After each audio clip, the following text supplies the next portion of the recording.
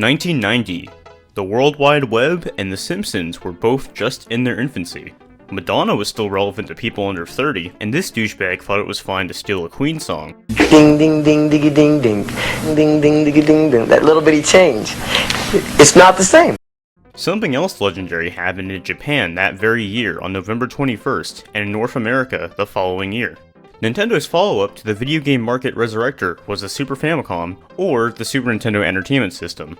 In Japan, the Super Famicom launched with only two games, F-Zero and Super Mario World. In America, these two titles will be released alongside Pilot Wings, Gradius 3, and SimCity. But there's only one game on this list that I want to talk about today, Super Mario World. Super Mario World was a revolutionary step in the Mario series. While Super Mario Bros. 3 was the first to have a proper overworld to let Mario move around, Super Mario World was debatably the first game to let the player have full control over how they want to play the game in the same exact way that would stay for many future Mario games to come. When people think of early Mario, they probably think of the NES trilogy, but with this game's diverse gameplay and huge success, it was bound to also receive attention over the coming years.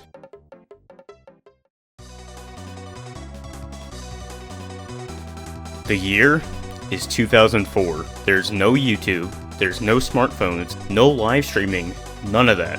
So how do people mostly chat with each other online? Internet chat forums. Internet forum sites were made for all sorts of varying communities where people post threads and others can post a reply. Around the same time was the beginning of competitive gaming as a whole. People were duking out the highest score in Donkey Kong, and many people were starting to try to beat games as fast as possible. Both Speed Demo's Archive and Twin Galaxies serve as the beginnings of online speedrunning. To this day, many of the original forums are still archived for anyone's viewing. Thanks to this, we can actually find the beginning to speedruns of many games, including Super Mario World. An infamous speedrunner from this era by the name of Scott Kessler touched and uploaded speedruns and high score attempts of every game you could think of, but the most important game today is Super Mario World. On April 28, 2004, Scott Kessler would upload a speedrun labeled as being beaten in 11 minutes and 9 seconds. This run takes the fastest path in the game, which consists of traveling out of World 1, beating the Big Boo in World 2 to unlock a Star Warp, beating Star World to warp to Bowser, and finally, beating the big man himself. So what can we take from this first run? Well, first off, the quality is very bad, but be aware that this was 2004. Modern capture cards weren't really a thing. Many runners from this era used VHS tape recordings before the modern convenience of capture cards and live streaming. Ignoring the video quality, the quality of the actual run is quite impressive for that time. This run uses a few strategies that are still used in one way or another today. The most notable being grabbing a shell in Donut Secret 1 to swim faster, and flying under Star World 4 to gain flight quicker. Kessler clearly practiced this a little bit before completing this run. While it's impressive for the time, certain parts are definitely quite questionable compared to now. One thing to note about the run's time is that Kessler used a different timing. He started time around the time that Mario started on the overworld, and ended time when Peach appeared.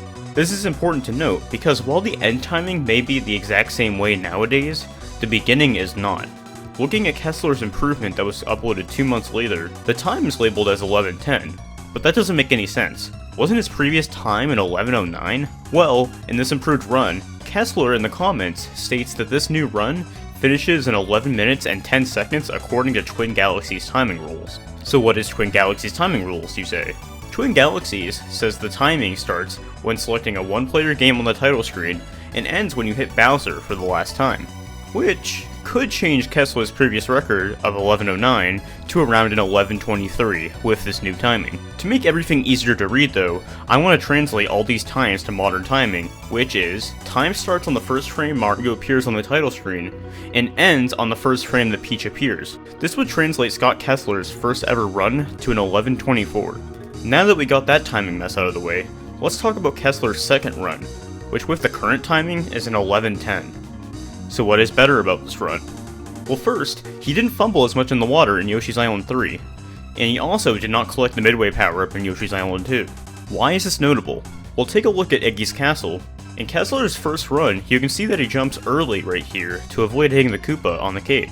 If you're small Mario though, you can jump way later under the Koopa to make more distance across the lava. This would score Kessler a faster Room 1 by an in-game second. In World 2, Kessler had a quicker cake grab and smoother ending in Donut Plains 1, which again, gave him an extra game second. Kessler gained 2 in-game seconds in Donut Secret 1 by grabbing the shell in the air instead of letting it fall. In the Ghost House, there was quicker movement through the boo rings and kept more P-speed in Room 2 instead of awkwardly jumping through the boo ring. Lastly, with slightly faster Bowser doors and not getting hit by Bowser, Kessler was able to improve the record by a solid 14 seconds. This would be the biggest time cut in the completion of Super Mario World's any % equivalent category for a solid 10 years to come. With such a time cut, and with how small speedrunning still was, this game would remain dormant for a good 3 years. But 3 years is not forever, and sooner or later, someone else would pick up the torch. But who? Well, taking a look at the original Super Mario Bros., Kessler did a similar thing and conquered the world record in late 2006 with a 5 minute and 5 second time. And who finally rose around to that challenge in early 2007?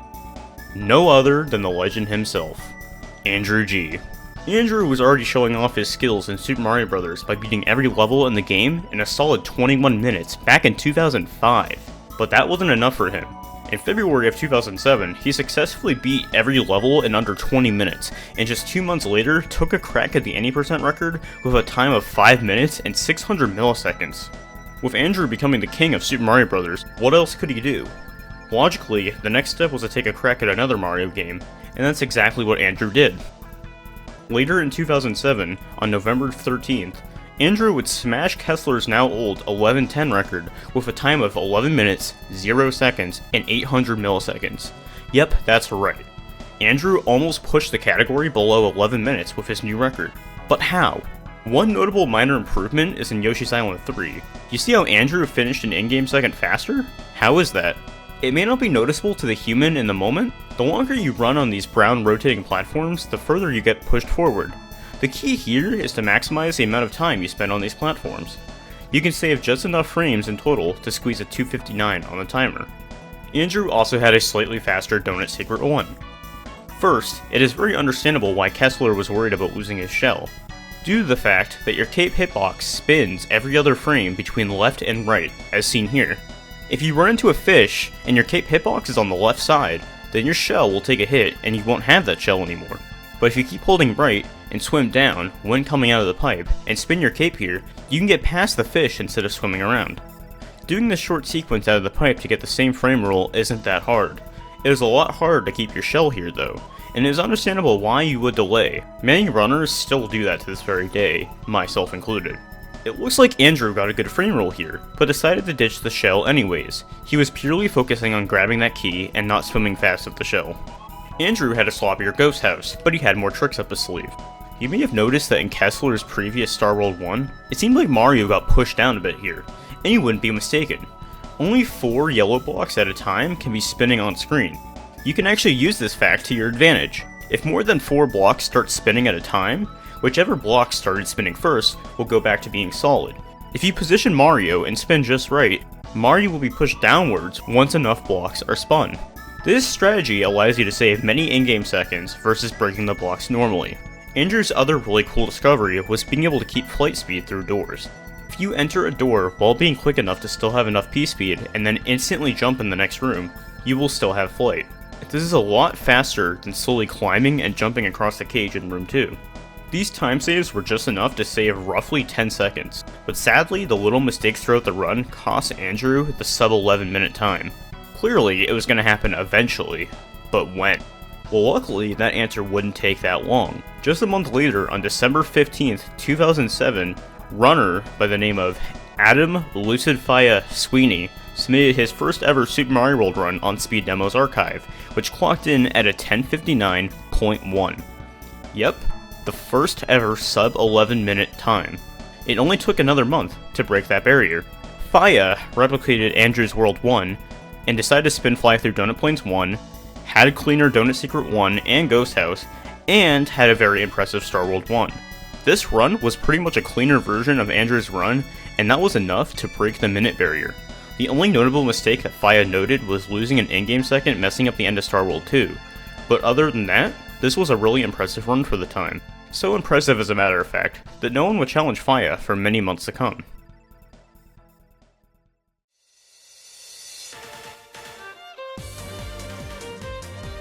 Months passed, and then 1 year passed, and then another year passed. Faia was still on top, and no one seemed to bite. A new decade was about to start, but not before someone finally stepped up to the plate. Believe it or not, America is not the only place in the world. The Japanese runner by the name Yotsuba beat the record by over a second with a time of 10:57.5 on December 9th, 2009. Sadly though, the footage of this run is not available. To this day, there are a few Japanese speedruns that are lost to time. This is mainly due to the fact that the Japanese speedrunning community is very separated from the rest of the speedrunning community. Footage of this 10:57 may still exist on some obscure Japanese forum for all we know. It won't be until multiple years later that others even found out about this time at all. The only current proof of this run today is documentation on speedrun leaderboards and documents. Sadly, it would take another 3 months to get a run that does have surviving video proof. On March 2nd, 2010, Japanese runner Menbu93 beat Yotsuba's time with a 10:57.12. So what improvements have been added since Faia's run? In Iggy's castle, the movement on the cages was finally optimized enough to get a 281 instead of a 280 in room 1. Menbu gets this time saved from spending a lot less time on the second fence. Menbu struggles to save time in Donut Plains 1 though, but not in Donut Secret 1. Menbu improves on Faia's gameplay, and times a down input under the ceiling here that allows him to swim forward here without having the delay to avoid the fish. Menbu also decides to spin past the 2 fish at the end here, and gets a good frame roll. Sadly, Menbu loses a lot of time by ditching the shell right away, but he still manages to get a higher 56 time in comparison to Faia. The huge difference in this run takes place in Bowser. Menbu switches to Fire Flower before entering door 5. This allows him to run straight away, take damage, and still be able to have a cape afterwards. This allows him to fly in the dark room, and also adds a new element to the fight. So why is having capes so important in the Bowser fight? Watch how Bowser throws the Mecha Koopas during each fate. The Koopas pop out above Bowser's clown car before landing. What if you could hit them before they even landed? Using Flight with the cape, you can actually time a fly above Bowser's head, and then bounce on the Mecha Koopa above Bowser to instantly get a hit on him. If you do this every time in each phase during the fight, this time save really adds up. Menbu's fight was roughly 6 seconds faster than Faia's. With how much that Bowser fight saved, and how close Faia's and Menbu's times were, Menbu's run was definitely not perfect by any means, because even Menbu knew this at the time, because less than 24 hours later, Menbu beat his own time by over 3 seconds with a 10:53.82. The biggest time save in this run was having quicker hits in Bowser. You can see that Menbu's first run struggled to hit Bowser the second time right away. With having a way cleaner Bowser on top of an already mostly clean run, it was becoming harder and harder to find more time save. At this point, time save would have to come from new strats instead of cleaning up mistakes. So what new strats were in store? Presumably, over the next couple weeks, Menbu looked for new strats to add, and came out with a new run 3 weeks after his previous, with a 10:49.84 on March 25th, 2010. This was a significant time cut, and was also the first sub 1050 time. So what new this time was added? At the beginning of Donut Plains 1, a faster cape grab was implemented. Instead of running towards the Koopa, and then standing still, and jumping to grab the cape, Menbu runs forward, and in mid-air changes direction, hits the Koopa, and turns forward again to grab the cape. While it may not be the biggest time save in the world, at this point, runners are looking to save every little ounce of time. Donut Secret 1 was finally looking a little smoother. Towards the very end of the secret, Menbu quickly throws the shell up in this tight section to move upwards quicker. This is because if Mario holds onto the shell the whole time, he can't swim up as quickly, as demonstrated here. Throwing the shell up allows Mario to move upwards quickly right before re-grabbing the shell. This strategy allowed him to get the first 2:57 in-game time in a recorded speedrun. Menbu had slower Bowser doors, but still managed to save 2 in-game seconds right before Bowser by having a cleaner Dark Room ending. Menbu also had a faster Bowser fight by roughly a second. You can see at the old PB that Bowser moved to the right a bit, but Menbu was so fast that on his newer PB, Bowser didn't even move at all. This was enough to improve the record by about 4 seconds in total. Not much activity popped up over the next few months, but that wasn't going to be the last from Japanese speedrunners. On July 24th, 2010, Yotsuba came back with another record of 10:49.2, but sadly, just like before, the video footage doesn't seem to be available anywhere. Not long after Yotsuba, on August 5th, 2010, Yaposon would pop onto the scene with a 10:48.8. More time save comes with more optimizations.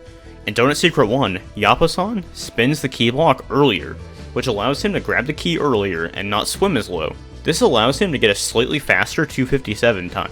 In Star World 3, Yaposon times his fly in a way that allows him to keep P-speed instead of instantly losing it like Menbu does. Slowing it down will make you notice that Yaposon got a higher 192 time over Menbu. Yaposon also saved 2 in-game seconds over Menbu in Star World 4 by getting a better flight speed. Oh yeah, I should probably quickly mention how flight speed works in this game. When you press the forward button when flying, Mario's maximum horizontal speed cycles between values of 47 to 51 subpixels per frame, every frame of flying. When you stop holding forward, whatever the last cycle value was, will stay unless you press forward and initiate the process again. Ideally what you want to do is lock onto a 51 value to get the fastest flight speed. Based off the fact that Menbu got a 270 final time instead of a 272, Menbu most likely had a 47 flight speed locked here. Yaposon got either a 50 or a 51 flight speed, which gave him a 272 and saved him around a second. Every level that uses flight can vary by 1 or 2 seconds, just based off what flight you get. I recommend IsoFrize's video on flight speeds if you want to know more. Link in the description. With that advantage in play, Yaposon clutched the new world record by less than half a second. Things simmered back down for another 4 months, but that didn't mean Menbu was resting. No. On December 10th, 2010, Menbu would rise again with a time of 1046.51. Another 2 seconds gone. I wonder how that happened. By tightly optimizing the boomerangs in the ghost house, a 386 door is just barely achieved. And with just as great of movement in second room, Menbu gets an impressive 370 door versus Yaposon's 368 door. The same kind of deal happens in Star World 1. With just the right tight movement while zipping, you can squeeze out a 291 over the traditional 290 zip. The rest of the run is pretty standard at this point. The only other visible improvements is cleaning up the slop from Yaposon's Bowser, such as door 5 where you couldn't enter right away. The hits in Bowser are getting tighter and tighter as the time is getting lower and lower. And it looks like it's quiet again. Another month passes, 3 months, half a year, and what? Look who it is! The competition is not over yet. Over 8 months later, on August 17th, 2011, Yaposon would reclaim the world record again with a 1044.96. Yaposon cleaned up Menbu's messy Donut Secret 1, which saved a decent amount of time, but had a sloppier Donut Secret house, but that didn't lose as much time as expected. Everything else seemed pretty much the same. Yaposon got 291 zips, a faster Star World 3, and fast flight in Star World 4. What else was different about this run then? Weirdly enough, Yaposon decided to go for door 7 instead of door 5. Why? Presumably Yaposon thought it was faster at the time, but nowadays we actually know that door 7 is actually just frames slower than going through door 5, and using the Fireflower to deboost. The time difference is so minimal that this wouldn't make much difference in the overall time. It's just interesting to note that different strat. With the implementation of Menbu's previously new strats, Yaposon clutched out the new and only world record in the category during 2011, and maybe the last world record of its kind.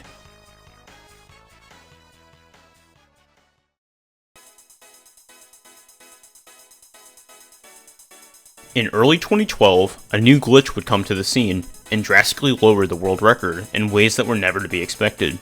What is this glitch, you say? Say hello to the orb glitch. What is that in the item box? That is an orb.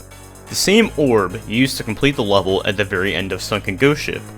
If this is obtained in your item box, you can use it to beat any level you want, assuming that you can reach the top of the screen and don't die during the fanfare cutscene. I'm going to do my very best to make a very simplified explanation of why this works. If you want this in detail, I recommend checking this video out by Retro Game Mechanics Explained. So how is this orb obtained? Well, first of all, you need a chuck. This is why the glitch works in Yoshi's Island 1. Since chucks are technically power-ups, if they are consumed, they will update Mario's power-up state in a way that a mushroom will, for example. What you get from consuming a chuck is based on what kind of chuck it is, and what power-up state you are in. If you are Fire Mario and consume a clapping chuck, which is what happens here with this strat in Yoshi's Island 1, you will receive an orb. You need the chuck to be just off screen to the side. You need to do what is called an item swap. An item swap is done by collecting an item off Yoshi's tongue, in this case a coin. Here in Yoshi's Island 1, this Rex is fireballed, which turns it into a coin. With precise timing, you need to jump and collect the coin while Yoshi is swallowing it with his tongue. If your position and timing is right, you will observe that the coin swaps into a chuck and then proceeds to be ate by the Yoshi. Chucks are technically power-ups, so when Yoshi swallows and eats the chuck, you get a power-up in your item box. This is the same concept as if Yoshi simply ate a mushroom with his tongue. The mushroom will go to your item box, and the chuck will too. So you may be wondering, where can this orb be used to be fast enough in a speedrun? That's a good question. It takes a lot of time to go out of your way to first grab a Yoshi in Yoshi's Island 2, and then get to the very end of Yoshi's Island 1 with a fire flower. You then proceed to go back and fall in the hole to die. This is faster than beating the level and dealing with the fanfare. But just think, what generally takes a lot of time in video games? Cutscenes. Between having to defeat Iggy and watching a cutscene afterwards, you are easily spending at least 30 seconds total. Going out of your way to grab an orb and use it instantly to beat the castle and skip both the boss fight and beat the cutscene is roughly 13 seconds faster than beating the level normally. On January 18th, 2012, Yaposon would be the first ever player to take advantage of this trick and beat the world record by over 14 seconds with a 10:30.49. Even though Yaposon didn't have the cleanest Yoshi's Island 1, the overwhelming time save and the decent gameplay still led to the record being completely destroyed. One thing to note here is that Door 7 is now back into the picture in Bowser. This is because in a normal glitchless run, you would have a fire flower to switch to right before Door 5 to deboost. But since the quickest way to leave Yoshi's Island 1 after getting the orb is to die, you lose your fire flower. It's about a second faster to go through Door 7 than wait in Door 5 and keep your cape. The reason you don't want to do a Door 5 deboost with just a cape is because cape is majorly important in the Bowser fight with getting early hits in Bowser. Another new change in the Bowser fight is intentionally getting Bowser to throw a third Koopa in the first phase. It was found that if you throw a Mecha Koopa at Bowser during phase 2, right as he is about to throw one of his balls, that animation will skip, which means you only have to wait for Bowser to drop one ball instead of two. This trick is referred to as ball skip. It's faster to grab the third Koopa and skip the animation rather than watching both balls drop. But with a new glitch, there were still many new possibilities. Major time saves always lead to major competition, and this was no exception. Just give Menbu another few months and he would easily strike again. On April 15th, 2012, Menbu improved the record by under a second, with a 10:29.76. Menbu had a slightly cleaner Yoshi's Island 1, but what stands out here is his Donut Secret 1. With being able to keep the shell and spinning the key block as early as he could, he pulled off the first 2:58 time in a record. I think we can finally say that Donut Secret 1 is getting pretty optimized. Menbu also squeezed out an in-game second in the Ghost House just like he did over his opponent previously. All Menbu had to do now was play decently enough to keep the record alive. He lost an in-game second in Star World 1, but gained another in Star World 3. Menbu had a bit of trouble and lost an in-game second in both Door 2 and Backdoor, but his lead was still enough to get the first sub 10 minute and 30 second time. With the time being lowered and lowered between Yotsuba, Menbu, and Yaposon, it seemed at this point that Super Mario World was a Japanese-dominated speedrun.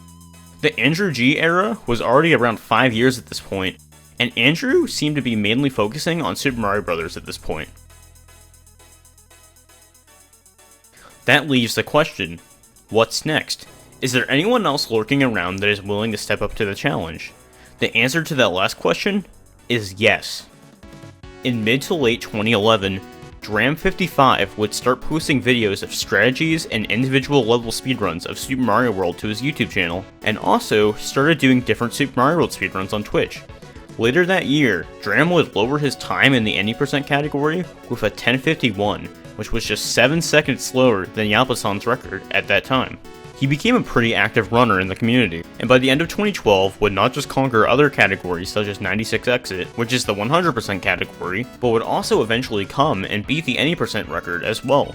On August 13th, 2012, Dram uploaded a run with a time of 10:29.63, beating Menbu's time by just over a tenth of a second. This marks the first time that a non-Japanese player has had the record in over 2 years. If the Menbu vs Yaposon era was any indication though, both Yaposon and Menbu were not going to go down without a fight. Yaposon would return just a month later, on September 7th, to reclaim the record by even less of a cut than Dram's record was, getting a 10:29.57, just 0.06 faster than Dram. Watching these records get tighter and tighter made it harder and harder to see differences between runs. To add on to the massive influx of new records, just another month after Yaposon, Menbu came and smashed the record by just under a second on October 8th with a 1028.62. Menbu had some minor optimizations that allowed him to shave off a considerable amount of time. Menbu had a faster orb grab and finished Yoshi's Island 1 with an extra in-game second, and also did door fly by entering door 7, which Yaposon did before, but Dram, interestingly, opted out of. With no new strats really coming in at this point, and optimization needed to improve the time, activity was starting to get quite quiet. Menbu didn't care how much harder the record was though. For the following months, everything was just dead silent, but unbeknownst to others, there was a very good reason for why. On January 5th, 2013, Menbu came out of nowhere and smashed the record by over 2 seconds with a 1026.32. Let's go over the big time saves here. You may wonder what the heck happened. To put it into one sentence, you are able to spawn 2 Yoshis at once, and due to the second Yoshi spawning, it takes half the amount of time it would normally. But how the heck do you spawn 2 Yoshis though? Well, first, you see how Menbu throws the shell up into the Yoshi block right as he jumps? If you hit the block with both the shell and Mario on consecutive frames, you can cause 2 Yoshis to spawn. The more Yoshis that spawn at once, the faster Yoshi hatches. For example, if 3 Yoshis spawned, it would be 3 times faster. This means that spawning 2 Yoshis here causes the spawn to be twice as fast, which ultimately saves 32 frames, or 0.53 seconds. Secondly, Menbu does a mid-air shell jump to completely skip entering the water in Yoshi's Island 4. Getting a mid-air shell jump requires some precise inputs. You need to tap left for a very few frames, and then tap and hold right while releasing the shell. Doing these inputs at the height of your jump will allow you both to jump off the shell and clear enough distance to completely avoid getting into the water. This trick saves about 1/3 of a second and is enough to save an in-game second in the level overall. Lastly, Menbu does a precise jump off the Koopa that allows him to grab the cape quicker and save an additional in-game second. This trick is done by hitting the Super Koopa here on the first frame you leave the ground after jumping. Pulling this off successfully and saving time with it in a run is impressive enough, nonetheless having it in a world record. In fact, being a 1-frame trick that doesn't save very much time at all, this strategy wouldn't be used in a world record speedrun until over 3 years later. Pulling off multiple crazy new time saves while maintaining a clean rest of the run, Menbu rightfully had one of the best pop-offs in Super Mario World history, and marked the end of another era.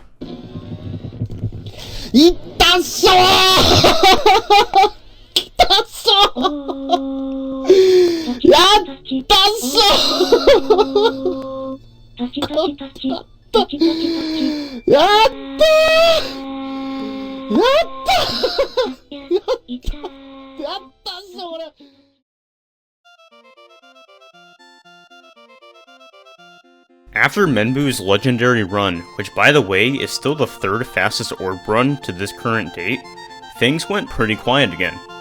After the standards that Menbu set in this run, what else was there to outbeat him? No one really seemed to know. Months went by, and then a year. Menbu really seemed to put this run in the coffin. Something crazy would have to be discovered to outbeat Menbu's run by a decent amount. But Orb was already a thing. How could things get any crazier? Let's fast forward to June of 2014, specifically the end of the 2nd week. Within the span of June 13th to June 15th, 8 new world records were set. What? How did that happen? Menbu's run was pretty crazy. Maybe someone could have just barely beaten the record, but not 8 times in a row. Let me introduce you to a new element of Super Mario World speedrunning, the cloud glitch. Do you remember how the orb glitch worked from before? Having Yoshi eat a chuck via an item swap can give you different power-ups based on the kind of chuck and what power-up state Mario is in. It was discovered that if you eat a forward-running lookout chuck while being small Mario in Yoshi's Island 2, you will obtain Lakitu's cloud in your item box. When activated, you can ride the cloud, just like a normal cloud from Lakitu. So what the heck is a cloud going to do in this run? It was somehow found that in the Bowser fight that the cloud can skip Bowser's animations in the fight itself when thrown on the left side of the screen. With the right practice and precise movements, this new fight with the cloud can save in upwards of 55 seconds over a glitchless run, or 40 seconds over an orb run. With this new glitch discovered, and no new record to match it, it was an open playing field for whoever wanted to lower the time, and lower the time many did. Dram55 and 2 new upcoming runners, LinkDead X2 and XPaku5, all had their own share at lowering the record over one weekend. The earliest available cloud time with video is a 10 minute and 22 second time by LinkDead on June 13th. His splits on the video though suggest that he got a 10:26 sometime earlier in the stream. This would make sense why it wasn't highlighted, because it was beaten so quickly. Cloud was such a new trick that had so much new time save, so it wasn't expected for someone to have a completely clean cloud run right away. In LinkDead's run, you can see that he is actually running on the American version, which hasn't been done in a record since Lucid Faia's run back in 2007. Besides the Japanese runners running on Japanese version for obvious reasons, the Japanese version was also slightly faster due to having slightly faster text boxes from less text being loaded in the save prompts. Another thing to note is that in the Japanese version, you don't have to press a button for the intro cutscene to end. This means on the American version, you could theoretically possibly lose frames on the intro cutscene just by not matching well enough. Anyways, the reason why LinkDead is playing on the American version is because at the time, the only known cloud setup worked way more consistently on the American card and not the Japanese one. You can also see that a scroll for the swap here is also required. While LinkDead did get the cloud swap, his run was definitely sloppier. He had slow flight in Donut Plains 1, had a slow ending in Donut Secret 1, had trouble finishing Donut Secret House, failed the first zip, and had a very safe cloud fight. Obviously the new fight was a new discovery, so it was to be expected that the first fight would be slower and safer. The glitch saved so much time though, that no matter what happened in LinkDead's run, he still destroyed Menbu's orb record by a solid 4 seconds here. But that's not all folks. The very next day, LinkDead had another sloppy but still slightly better attempt and scored a very high 10:18 time. But LinkDead isn't the only one here. Dram had a quick spotlight under Orb, but he was not done. Sadly, the footage of his first run seems to be lost, but it was recorded the same day LinkDead got his 10:18 on June 14th. Dram got both a 10:12 and a 10:11. The 10:11, which was saved, can be seen here. These rapid time saves were not shocking after seeing how sloppy LinkDead's initial cloud runs were. LinkDead wasn't gonna let Dram just one-up him like that though, because later that day, LinkDead came back and based on his splits got a 10:09, and then on video here, got a 10:07. One notable new strat in the cloud fight is implementing ball skip back into the fight using this glitch. When the fight was first played, players opted out of adding ball skip due to how hard the cloud fight was in comparison to the normal one. Ball skip in cloud fight was done by skipping Bowser's animation to make him start throwing the ball. Quickly toss down the Mecha Koopa to skip the ball animation, and then continue going in the top left corner to skip right to the second ball animation. Hold your horses though, because this battle ain't over. The next day on June 15th, XPaku came around and bested LinkDead with a 10:03.5. This is now the third runner in a short period of time to successfully claim the record, even if it wasn't that long.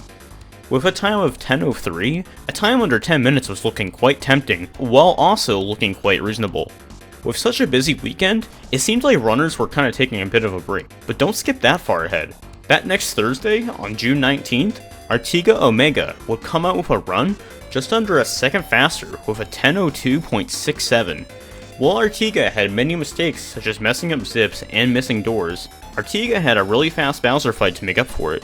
Artega didn't go for ball skip, but this ultimately did not matter in terms of getting a record. The previous cloud times that had ball skip took the fight very safe with slower hits. This means that Artega really wasn't at a disadvantage since he was getting way faster hits with Bowser. This was enough for him to take a slice of the new cloud record goldmine. That slice was quite short-lived though, because later that same day, Dram decided to take another swing at Cloud. Dram fired up his console, and this is what happened. Fast Yoshi, Shell Jump, getting a 282 Iggy door with very quick cage grabs. Got a decently clean Donut Secret 1, clean zips, having decent enough Bowser rooms, and even though Dram lost his cape, he didn't break a sweat. He knew what to do. Considering the situation, he still had really fast Bowser hits, and that allowed him to finish with a 9:59.76. Over 6 years later, another minute barrier was broken, the elusive 9-minute Super Mario World speedrun. But that wasn't it. Dram was not taking any names, because the very next day, on June 20th, Dram was back for more. He got Fast Yoshi, failed Shell Jump, didn't have the best Iggy, but to make up for this, he went for the one-frame cape grab in Donut Plains 1, and nailed it. He struggled in Donut Secret 1, but he kept pushing, he got good zips, had a fast key fly in Starworld 3, fast flight speed was on point, and all that was left again was Bowser. The longer cloud fight had been a thing. The more and more runners were getting comfortable with a riskier cloud fight. And this definitely shows here. In Phase 2, Dram was really quick, not even letting Bowser move to the left nearly as much as he did before, and ends the run in style with 2 fast hits at the end. It was clean enough of a fight to secure a new world record with a time of 9:56.73, and was 6 seconds faster than the record was about 24 hours or so earlier. Oh man though, Dram was not over yet. Dram was becoming the new world record king of Super Mario World, and his history shows.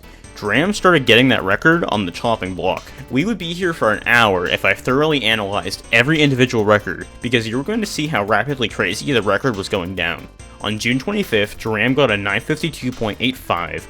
On July 3rd, he got a 951.98, and on July 9th, he got a 951.69. By the time Dram got this last improvement, the Bowser fight was getting pretty optimized. Look at how quick each one of his hits are. With how clean and tight the run was becoming, it seemed like Dram was finally ready to take a break.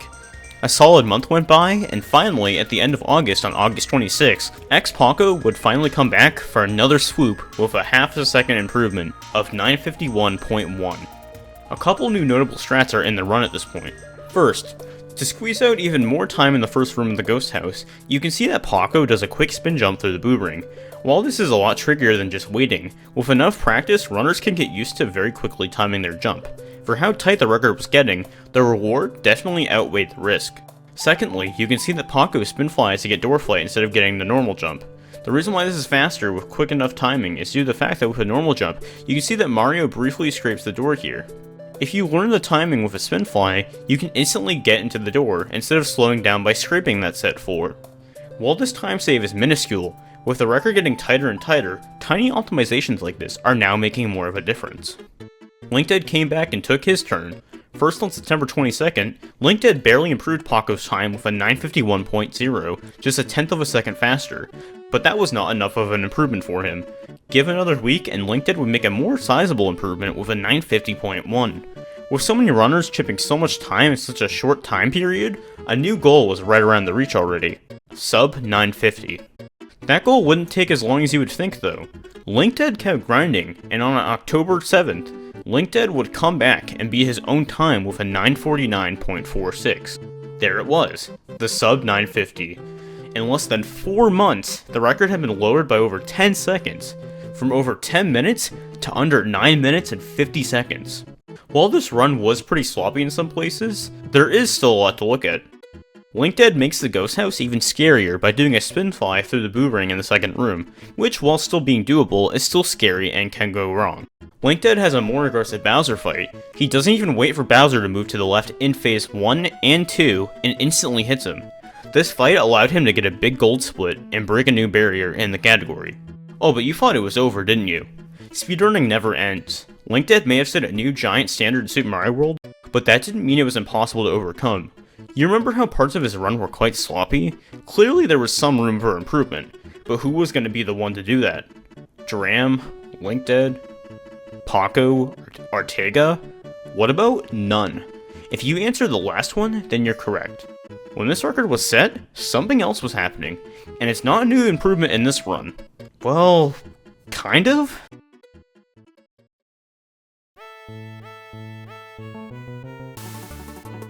Minecraft YouTuber and more recently Super Mario World speedrunner SethBling uploaded a video that would go very viral and completely change Super Mario World as we knew it. Super Mario World Credits Warp 559.6, first time ever on console. What was this? What was a credits warp? Seth's description on this run does a pretty good job at explaining. Super Mario World player Jeff W356 had discovered a new glitch setup that was dubbed Credits Warp. By messing with the console's memory and setting it up just in the right way, you can cause the game to glitch out and make the credits play without having to even defeat Bowser. Back in July of 2014, Jeff W. had been researching the game and its RAM values, and streamed many sessions of himself performing a theorized route that should theoretically allow him to play the credits without properly having to beat the game. A lot of this movement may have seemed completely random, but many of these movements are frame-perfect setups that are being done to manipulate the game's memory in a very specific way. If all of these perfect inputs go according to plan, we may see something that no one else would ever thought would be possible. And on July 28th, the impossible became possible. Jeff W. skipped to the credits in about 5 minutes, nearly 5 minutes faster than ever done previously before by cloud runners. There were so many questions on the line, but before anyone even thought about this run being counted in the first place, this run was done on an emulator, and that raised a lot of eyebrows. Was this run legit? Were there any cheats involved? Was this actually done on the original unmodified version of this game? Ultimately, there was no definitive answer. And to this, the run didn't receive much attention outside of the immediate community, who didn't even know where to start with this at all. It was until half a year later, in January 2015, when SethBling decided to start learning the route and did attempts on console to try to prove the run's legitimacy. You can see on video that Seth had already done over 100 attempts, and was motivated to prove to the world that this run was what it was. I will let SethBling himself quickly explain what the run consisted of. Welcome back, SethBling here, and today I want to show you an achievement I did recently in Super Mario World. It's called a credits warp, and basically I beat the game, in a manner of speaking, in 6 minutes.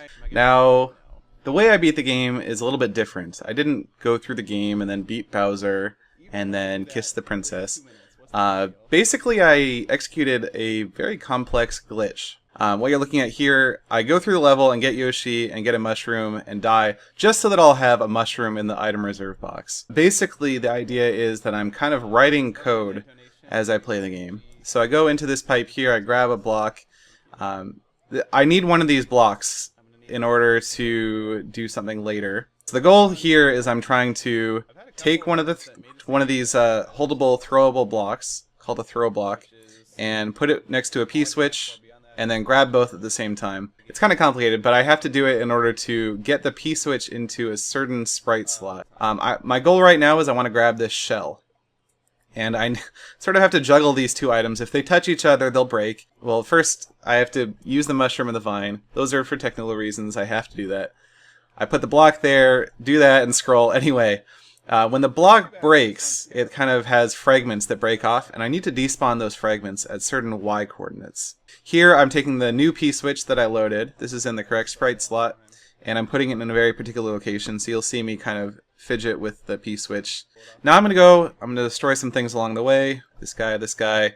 I'm going to load Yoshi, but I'm going to make sure that Yoshi's shell breaking animation isn't on screen. If it was, it would overwrite the data that I wrote by the block fragments earlier. So here I'm placing 7 different shells in precise coordinates. This is really important that they're in the exact X coordinate. It's also important how far they are off the ground when they break.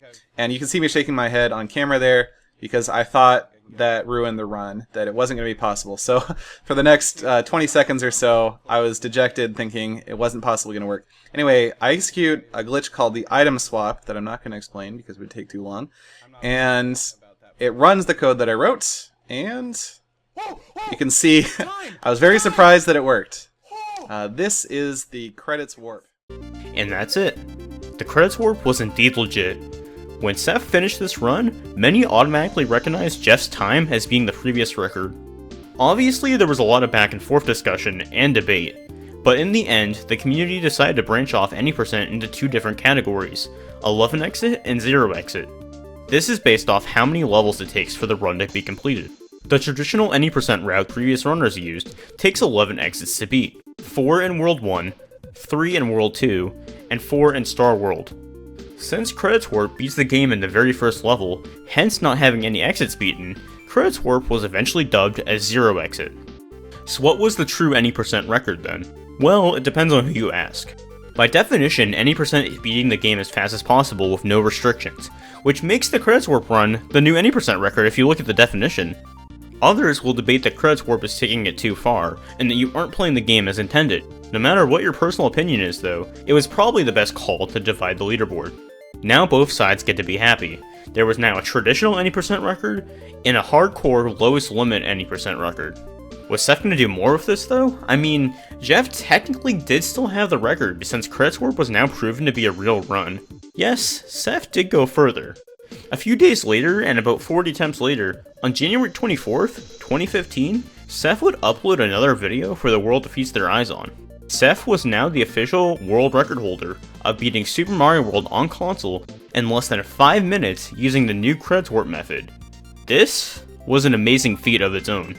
Something I would like to point out here is yes, the item swap at the very end is very much the same concept as Cloud.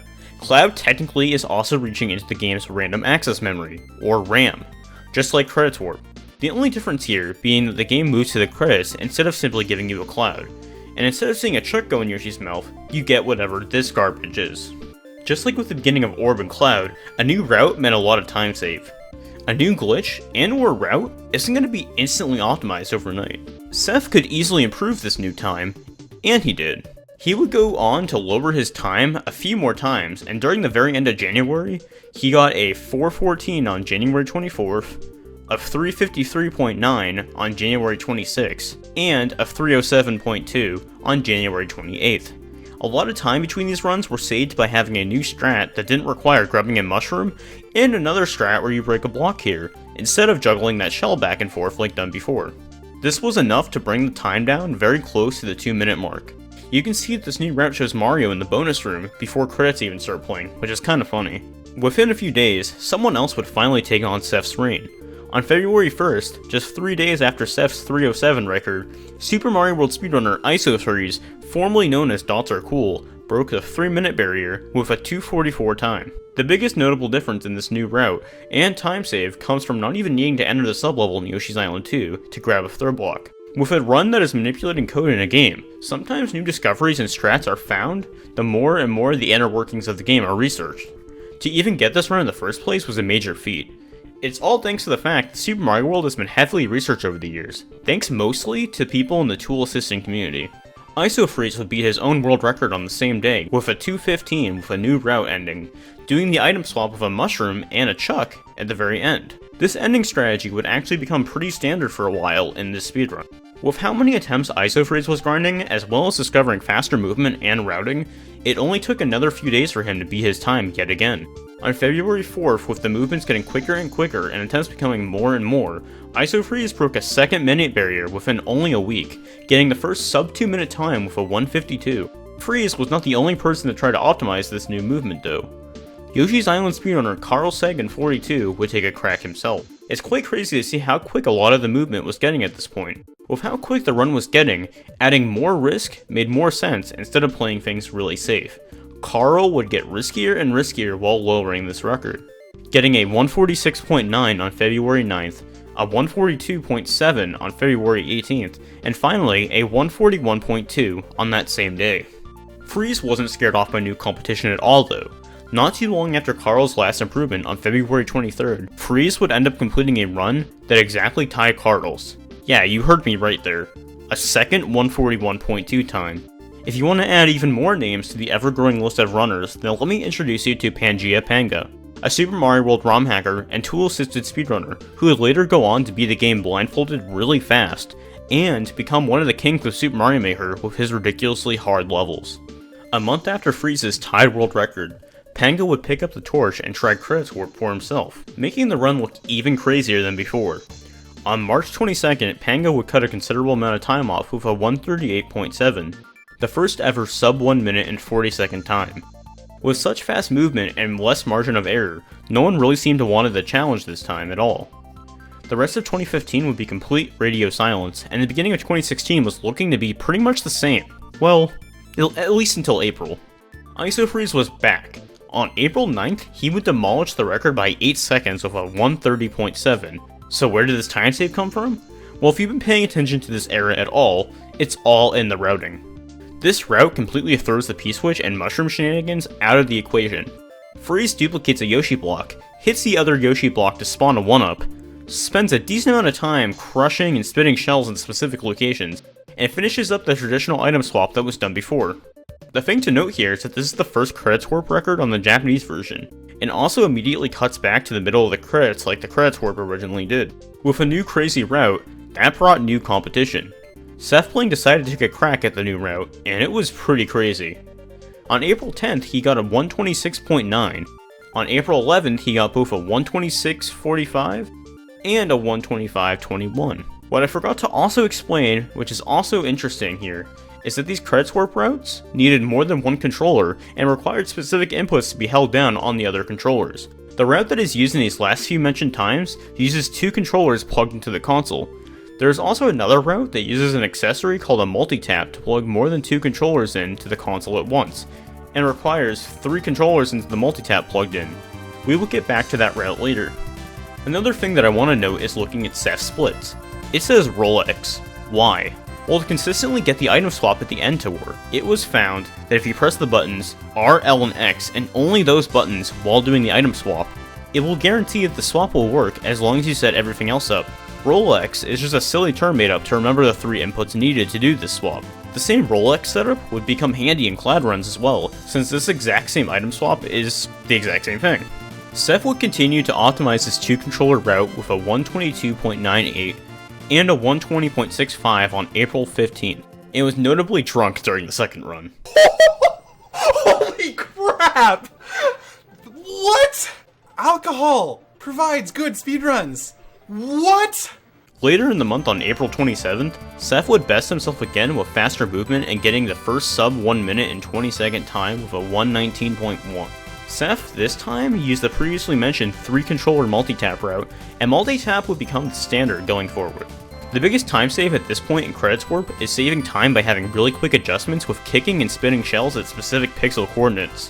One-upping Seth's already fast shell setups, Freeze went even faster and pumped out a 117.7 on April 29th. Not long after though, on May 1st, Seth came back with a 115.71, saving another 2 seconds over Freeze.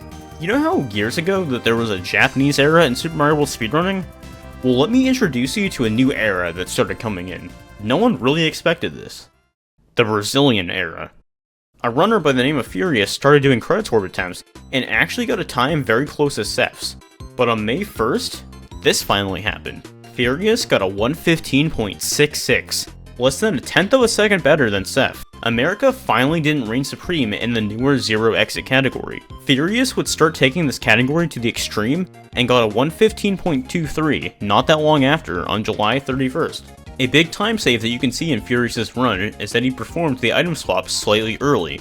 The madman that was Furious didn't want to end on that though. With hundreds of more attempts and faster inputs, he clutched out a giant time save with a time of 113.2 half a year later on January 30th, 2017. With how ridiculous Furious's optimizations were, no one really wanted to touch it. SethBling and Freeze weren't really in sight and had no interest in improving this run, with the current route at least. Fast forward exactly a year, and interest peaked again. I will let Seth briefly explain what this new route is. Yesterday in a live stream, I completed the world's first ever sub 1 minute speedrun of Super Mario World by warping into credits using a new route I came up with. The routes are actually very similar. The bulk of the time save comes from an alteration I figured out, which allows us to completely skip, repeatedly spitting out red shells at pixel perfect X coordinates. The secret is to utilize a total of 4 controllers and 2 multi-tap devices to input additional code without performing actions in-game. As with the previous route, I manipulate several memory locations by doing various things with a red shell, including duplicating a Yoshi block, despawning Yoshi's egg shell fragments at precise velocities, and making sure certain graphics appear at certain spots on the screen, for example the white splat that appears when you kick a shell.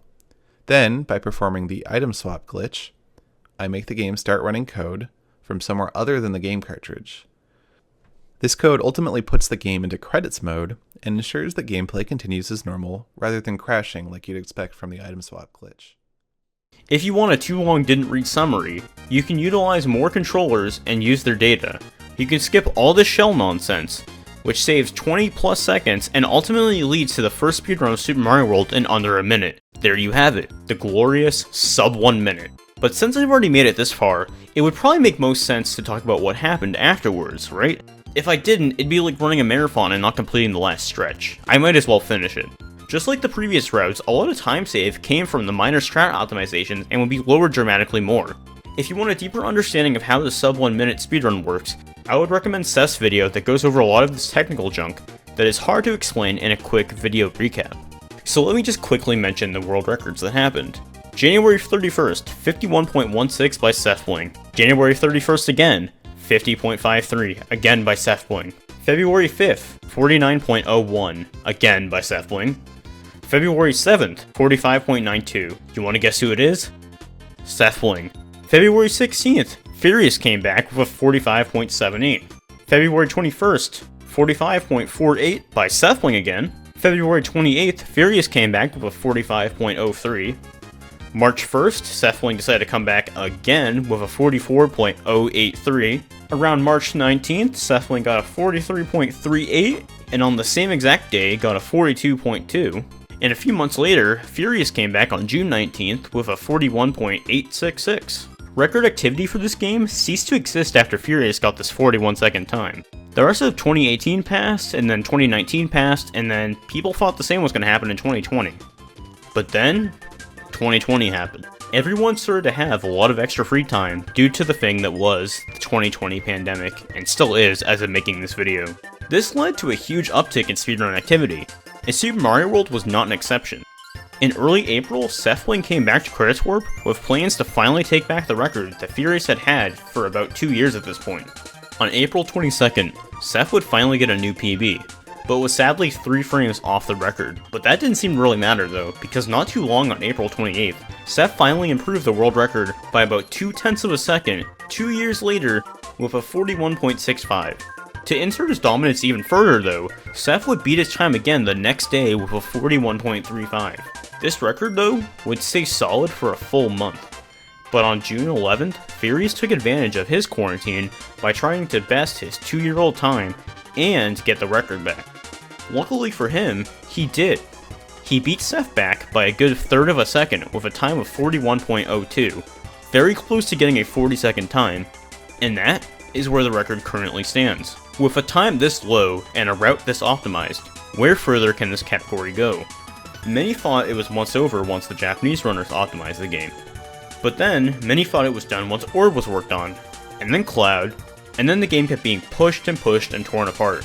So what happens from here? That's a story that I will let the future tell, but if the past has ever told us anything, this story may never truly ever end.